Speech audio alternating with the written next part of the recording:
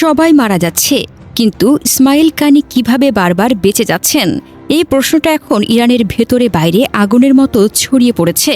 কানি ইরানের ইসলামী revolutionary guard ক্রপসের course ফোর্সের কমান্ডার, যিনি 2020 সালে কাশেম সুলাইমানির মৃত্যুর পর এই পদে আসেন।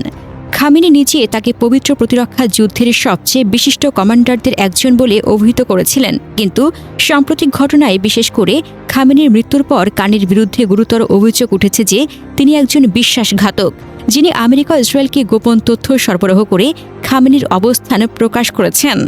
একটি সিনিয়র ইসরায়েলি কর্মকর্তা নিশ্চিত করেছেন যে কানি খামেনির সাথে তার বাসভবনে সকালের মিটিংয়ে উপস্থিত ছিলেন, কিন্তু হামলার ঠিক আগে তিনি চলে যান।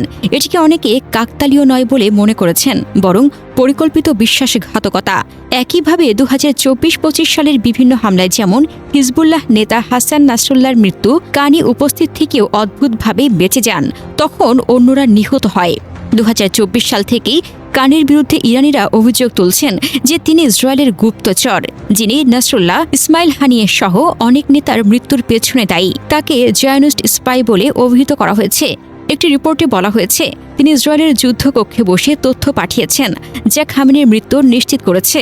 আরও অভিযোগ যে খামেনির চারপাশের সব উচ্চ পদস্থ কর্মকর্তা নিহত হয়েছেন, কিন্তু কানি বারবার বেঁচে গেছেন, যা কাকতালীয় নয় বরং পরিকল্পিত।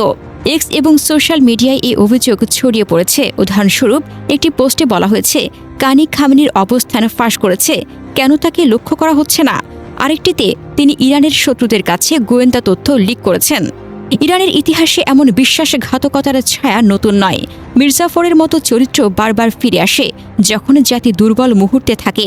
কানির বারবার বেঁচে যাওয়া, খামেনির মৃত্যুর ঠিক আগে চলে যাওয়া এবং চারপাশের সবাই শহীদ হওয়া, এসব মিলিয়ে স্পষ্ট যে এখানে গভীর ষড়যন্ত্রের গন্ধ আছে। যদি সত্যি তিনি গাদ্দার হন, তাহলে এটা ইরানের জন্য সবচেয়ে বড় ধাক্কা।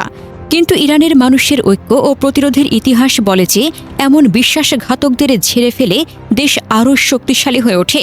খামেনির শাহাদাতের পর ইরান এখন অন্তর্বর্তীকালীন নেতৃত্বে চলছে নতুন সর্বোচ্চ নেতা নির্বাচনের পথে।